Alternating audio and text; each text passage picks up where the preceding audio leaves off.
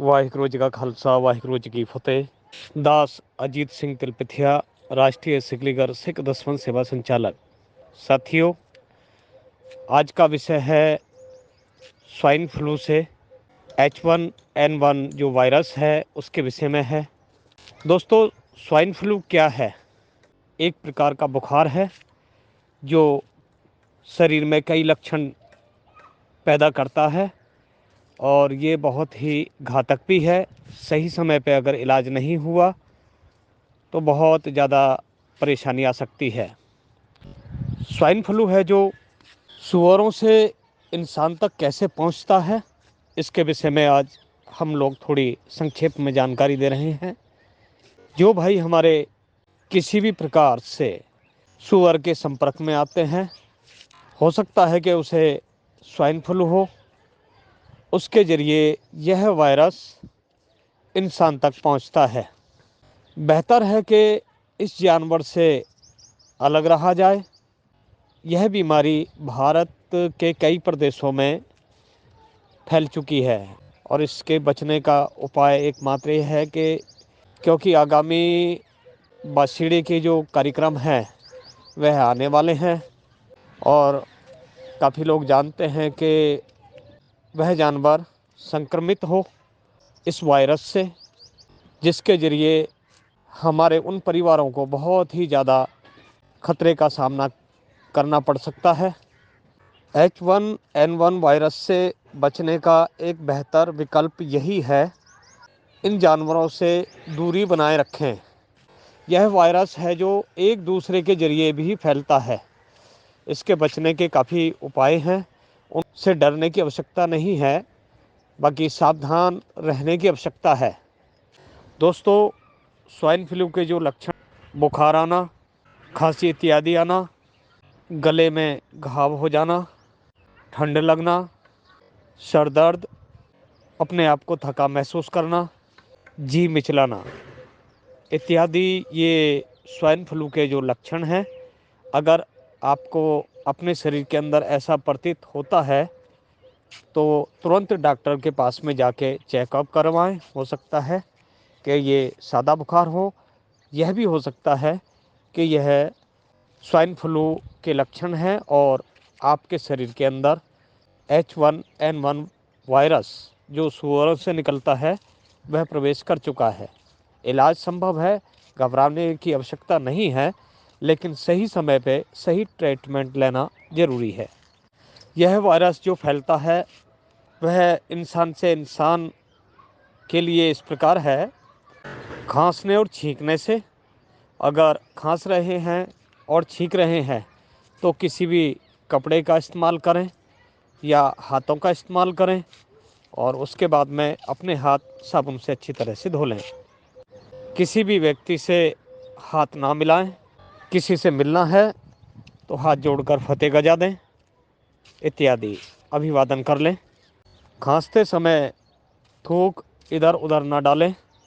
इस तरह भी यह वायरस फैलता है, तो अपने आप को सुरक्षित रखें और दूसरे लोगों को भी सुरक्षा प्रदान करें। ये हमारा दायित्व है। साथियों, हमारा हमेशा से ही मानना है कि पूजा पद्धति बेशक करें, लेकिन पूजा पद्धति का थोड़ा सिस्टम भी हमें चेंज कर देना चाहिए। ऐसी पूजा हमें नहीं करनी है जहाँ पर हमारा परिवार किसी बीमारी के चपेट में आ जाए। परमात्मा हमेशा कृपालु है। कई लोग हैं जो केवल बाशिड़ा मना रहे हैं, अच्छी बात है, चलो उनकी एक अपनी सोच है, लेकिन ऐसा भी हम कर सकते हैं कि सूखे चावल इत्यादि बनाकर भी हम इस त्यौहार को मना सकते हैं। हालांकि इसमें और भी हम ऐड कर सकते हैं कि बासीड़े वाले दिन हम कढ़ा प्रसाद की देग सजाएं और सामूहिक तौर पर डेरे बाज डेरे मिलकर कीर्तन पाठ और लंगर की व्यवस्था करें। हो सकता है कि हम इसमें और भी कुछ ऐड कर सकते हैं, जैसे कि मान लीजिए एक परिवार है, वह काफ़ी रुपए खर्च करके इस बासीड़े को मनाने का प्रयास करता है और कई हज़ारों रुपए खर्च करके दिखाने का प्रयास करता है कि देखो हमने सबसे बेस्ट जो बासीड़ा बनाया है और हम जो लेके आए हैं वह बहुत बड़ा है। ऐसा ना करें, जितना पैसा आप वहाँ पे खर्च कर रहे हैं उस पैसे के ज़रिए जो आपके रिश्तेदार आए हैं, जो धी ध्यानियाँ आई हैं, आप उनकी सेवा भी कर सकते हैं। आप लंगर में भी लगा सकते हैं, आप कीर्तन इत्यादि करवा सकते हैं, भव्य कार्यक्रम करवा सकते हैं इतने पैसे में। तो आप बेशक पैसा खर्चें, अच्छी बात है, लेकिन बांसुरी का जो रूप है वो चेंज कर दें, इसको धर्म से जोड़ दें। अभी जो बांसुरी मनाया जा रहा है उससे कोई धर्म नहीं मिलने वाला, उससे कोई पुण्य नहीं मिलने वाला है, बल्कि जो हम लोगों को सीख दी है संत महापुरुषों ने वह इसी प्रकार दी है। धर्म तभी प्राप्त होता है जब आप सिमरन, सेवा इत्यादि, हमें धर्म से जुड़ना है। और धर्म हमेशा यही कहता है कि आप अच्छा कार्य करो, नेक कार्य करो, ताकि आपका बासीड़ा सफल हो सके। इस तरह से हम अपने बासीड़ी को मनाएं। काफ़ी लोग हैं जो इस त्यौहार का त्याग कर चुके हैं, वह गुरु साहिब जी के शरण पहुंच चुके हैं, वो गुरबानी पढ़ते हैं और इस बात की उनको समझ आ गई है कि इस त्यौहार से किसी को भी इस प्रकार मनाने से पुण्य प्राप्त नहीं होता है, बल्कि पाप के भागीदार ही बनते हैं। ये एक कड़वी सच्चाई है, हमें इस बात को समझना बहुत ज़रूरी है। दोस्तों, बांसुरी के टाइम धुड़-धुड़ी दे के घुलकना, ये कौन सा धर्म क्रिया है? ये तो सीधे सीधे हम उस कार्य को कर रहे हैं जाने अनजाने में, जिसकी हमें समझ ही नहीं है।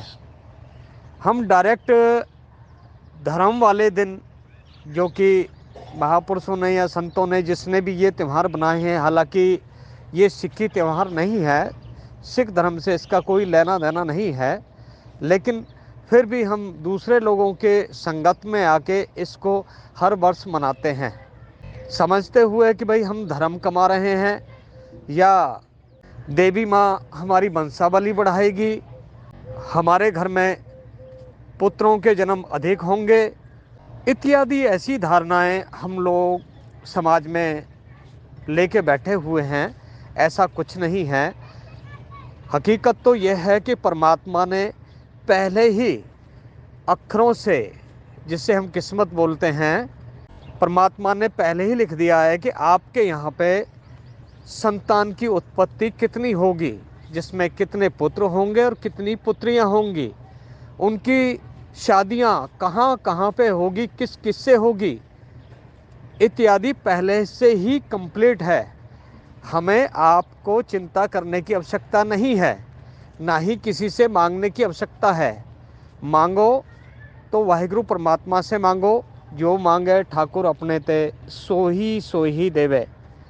इस तरह से मांगो, आप वाहिगुरु परमात्मा से मांग करिए, अवश्य मिलता है, करोड़ों लोगों को मिल रहा है। तो इस तरह से हम बांसुरी को मनाएं, उसे धर्म से ही पूरे की पूरे जोड़ दें, और फिर देखिए आपके घर में कितनी बरकत होती है, कितनी सारी आपकी मनोकामनाएं पूर्ण होती हैं, जो काम आपके रुके हुए हैं वह कितनी फास्ट तरीके से पूरे होते हैं। यही तो परमात्मा का चमत्कार है कि उसको बस सिमरने वालों की कमी है, और जो सिमरन करते हैं, जो सच्चे हृदय से परमात्मा से मांगते हैं, वो मिलता है। लेकिन मांगने वाले का एक तरीका होना चाहिए। इस तरह से क्रूर क्रिया में जोड़कर कभी किसी को नहीं मिला है, बशर्ते उल्टे हम पाप के भागीदार बनते हैं। तो पाप ना कमाएं, ऐसे समय पर आप पुण्य कमा सकते हैं, पुण्य कमाएं। धन्यवाद।